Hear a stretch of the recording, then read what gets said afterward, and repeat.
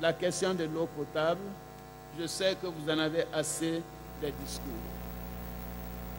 Ce que nous voulons tous, c'est de l'eau potable. Donc je prends l'engagement de faire en sorte que l'eau potable soit gratuite, aussi bien dans les villages que dans les quartiers de nos villes. C'est d'ailleurs ce qui est recommandé partout dans le monde pour que l'eau soit véritablement un élément de la vie. Ce n'est pas compliqué. C'est à l'État qu'il reviendra de réparer les pompes qui ne fonctionnent pas et de faire de nouveaux forages. On ne peut pas demander à nos parents paysans de prendre en charge la maintenance des pompes alors qu'ils ont de réelles difficultés pour manger tous les jours. Donc voilà les questions essentielles sur les infrastructures dont je voulais vous parler. Mais la réussite de mon projet dépend aussi de l'État. Ce n'est pas seulement une question d'argent. Il faut un État fort. Depuis quelque temps, l'État est devenu faible, inexistant sur une partie du territoire national à cause surtout de la partition de notre pays. Le moment est venu pour que l'État recouvre toute sa place dans la nation. Il doit être présent partout. Il doit reprendre le terrain qu'il a perdu et mobiliser sur toute l'étendue du territoire toutes les ressources dont il a besoin pour la collectivité nationale. À cette fin, je me propose de dégager les moyens pour le retour de l'administration partout où elle n'existe plus. Un État fort, certes, mais aussi un État moderne et un État équitable. L'État moderne, tel que je le conçois, c'est un État qui se soucie de la promotion de l'emploi en construisant une fiscalité claire, compréhensible par tous et plus équitable. C'est au nom de cette nécessité que je prendrai des dispositions pour réduire les charges qui pèsent sur les entreprises, car l'État seul ne peut pas tout faire. L'État moderne, c'est aussi un État qui gère bien l'argent public. Je ferai en sorte qu'il soit utilisé à bon escient et vous me connaissez également dans ce domaine. L'État moderne, c'est aussi un État décentralisé. Je suis favorable à la poursuite du processus de décentralisation parce que c'est le meilleur moyen de rapprocher l'État du citoyen. Bien sûr, qui dit État parle de justice. J'ai un projet ambitieux pour notre justice. Je veux réconcilier notre justice avec la société ivoirienne parce qu'elle ne répond pas à nos attentes.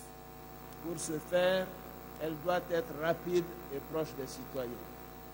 Il y va de sa crédibilité. Je veux que les jugements soient rendus dans des délais raisonnables.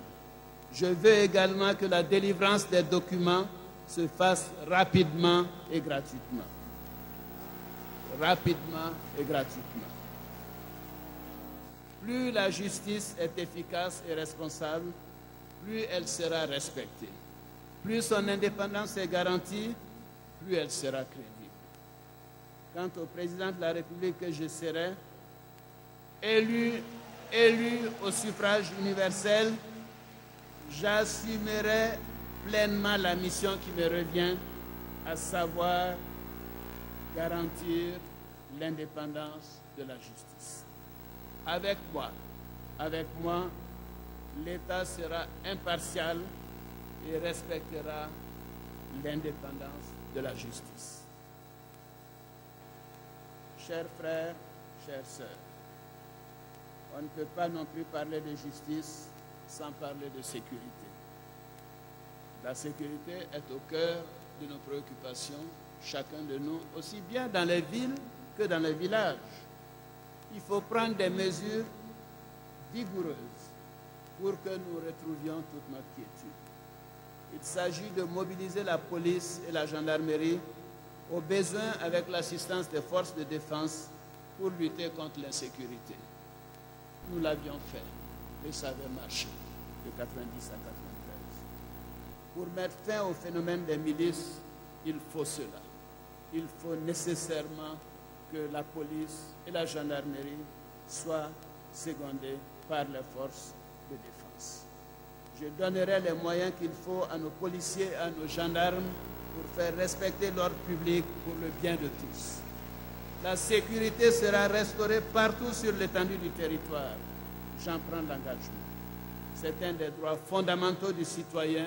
Nous attendons la sécurité de nos gouvernants et de l'État de Côte d'Ivoire.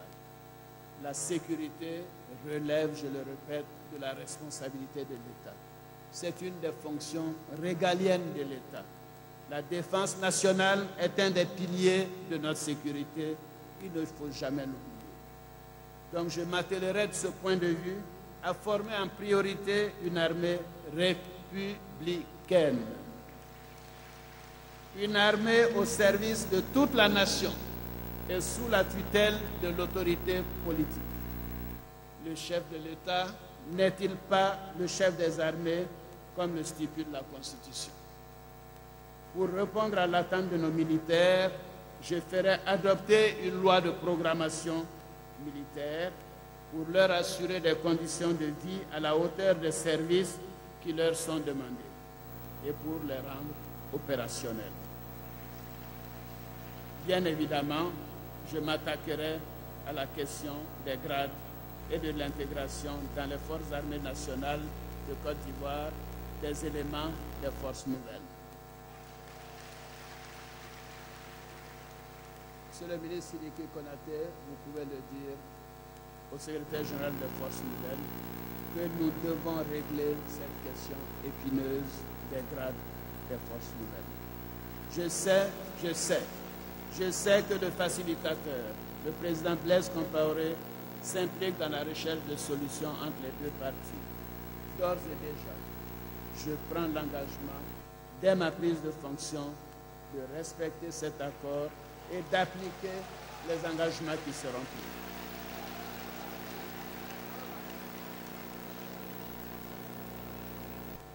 Je vais vous parler maintenant de ma deuxième grande ambition, qui est de procurer des emplois à tous les jeunes et de permettre à tous de vivre de revenus suffisamment stables et rémunérateurs.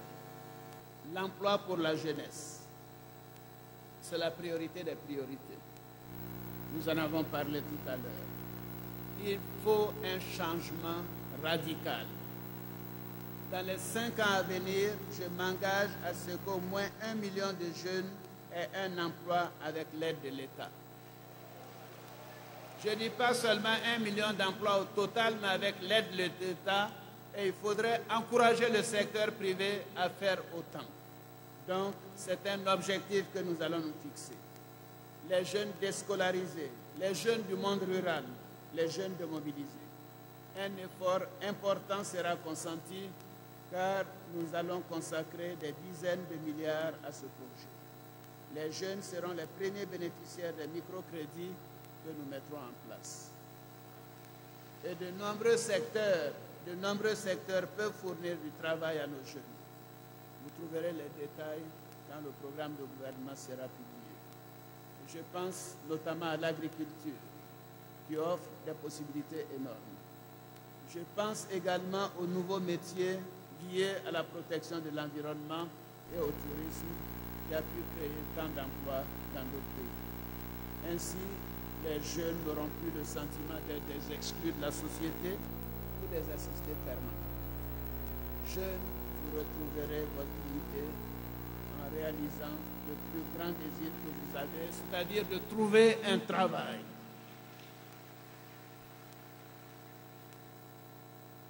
Quand j'ai fait ce chapitre sur la priorité pour les jeunes, Dominique m'a dit, mais et les femmes? Je lui ai dit que c'est évident. Sans les femmes, il n'y aurait pas de jeunes.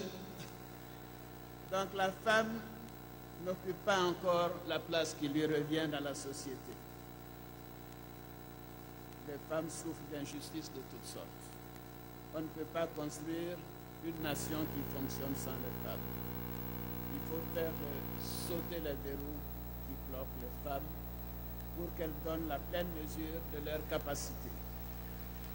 Il faut surtout changer les mentalités. Parce que ce sont les hommes et les femmes ensemble qui font marcher la société. Je sais ce que vous, les femmes, vous représentez dans notre société. Vous travaillez énormément. Surtout dans ces périodes de crise où quelquefois le mari n'a pas de travail. Vous êtes nos mères. Vous élevez nos enfants. C'est vous qui vous occupez de la maison.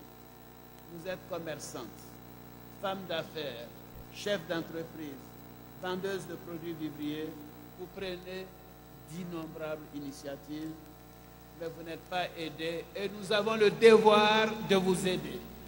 Nous avons le devoir de vous aider et je le dis et je l'affirme, avec moi cette situation va changer.